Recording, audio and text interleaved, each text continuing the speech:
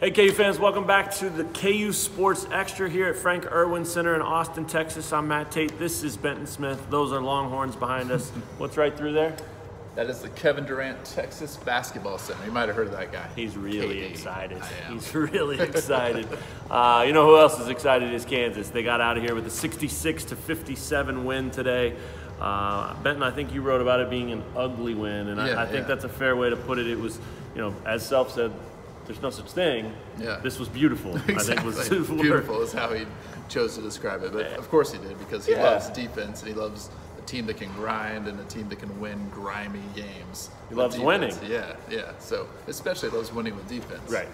Yeah, it was interesting for sure. I mean, KU got off to a pretty good start. I really thought the first 6-8 minutes were productive. They looked good. They had offense, and then they just hit that scoring drought in the first half. Didn't score a field goal for almost 8 minutes. Didn't score a point for over 6 minutes. And that really allowed Texas to kind of take control of the game, I thought. Not just to get back in it and to keep it close and all that, but really to dictate what they wanted to get, how they wanted this thing to be played. KU was lucky to be down 5 at halftime. Yeah, it really did seem that way, because Texas was getting the looks that it wanted on offense. Got some open three-pointers because of some defensive breakdowns. Self mentioned after the game, the scouting report kind of tells you who Texas has. Certain guys that are catch and shoot three-pointers. Right. They gave those guys space when they shouldn't have, and maybe helped off of those guys, which is like the ultimate crime when you're defending a three-point line. It's leaving a guy that you know can catch and shoot and helping off of that guy and giving him extra space. So that happened a couple times. I think Ochai had a couple of times, those in the first half. And so, I mean, it's all from the idea of trying to make a play. Yeah, it goes into the post, you dig down, you're trying to help your defenders down there. It's not just a lapse. Defense, and then they get an open shot. It's not like he was doing something like you would never want out of a defender. Not paying attention, right. But it's just kind of like you get unique scouting reports depending on matchups. Yeah, you said it. So, Texas went up 8 in the first half. At one point, Self called timeout.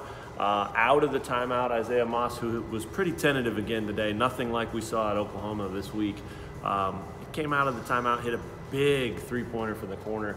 That made it 26-21. That, to me, was as big a shot as any. I mean, there were some big ones late, but that one really kept Texas from really opening this thing up. Got Kansas to where they were only down 5 at halftime, and then in the second half, it was all Udoka early. KU had a 10-0 run to get things going to reclaim the lead. Udoka had 8 of those 10. He scored all 10 of his second half points in that first 5 minutes. I mean, when he wanted to, especially on offense, he was as good as he's been ever. I mean, physically just dominating. I mean, he got position that he wanted.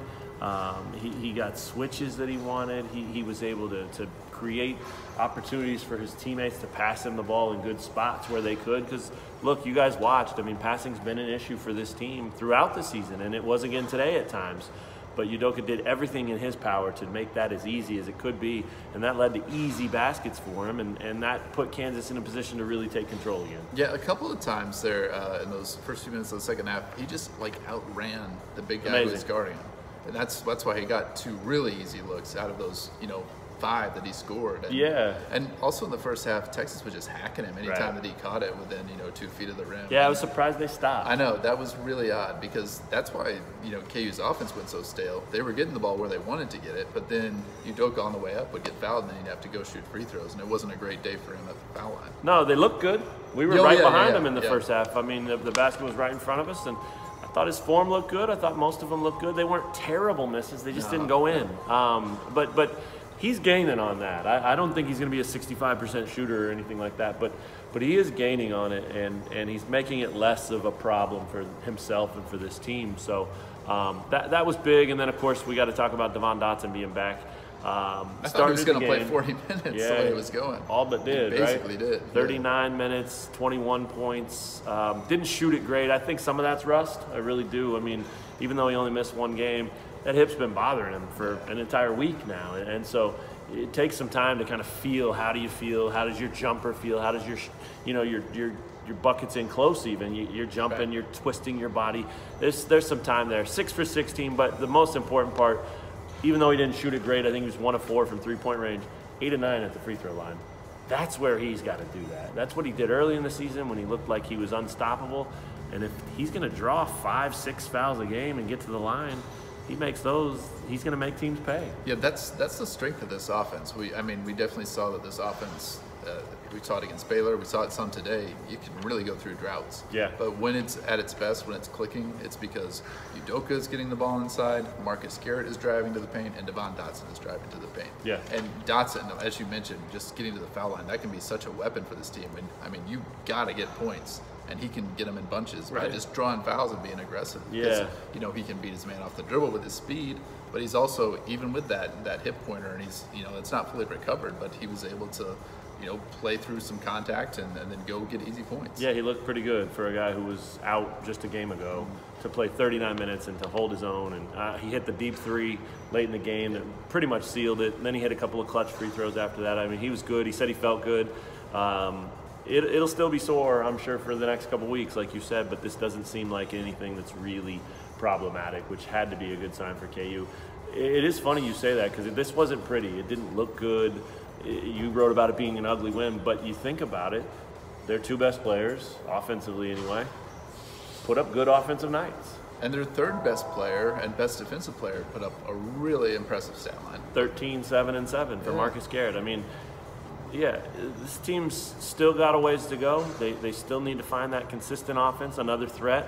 The bench wasn't very good today. Isaiah Moss played a lot, but outside of that one shot, I don't think he did that much. He had 5 points. I think in the second half, he had like a little fall-away jumper from the baseline, which was a nice offensive move. But, I mean, he was the only guy providing anything off the bench. Self tried to play some of his other subs in the first half and just didn't like what he saw out of them. He didn't go back to them in the second half. Right, yeah. So a big win, though. Anytime you get one on the road and a game where you didn't play your best start to finish, they certainly could have been in a tougher spot first half, and they found a way to just grind it out, man. And they're taking on that personality of their coach. They're taking on that personality of Marcus Garrett, who, you know, even though Doak and Dotson are big players, Marcus Garrett's this team's leader, if you ask me. I just think that he is so steady, and they know what they're going to get from him whenever they need it, and he'll find a way.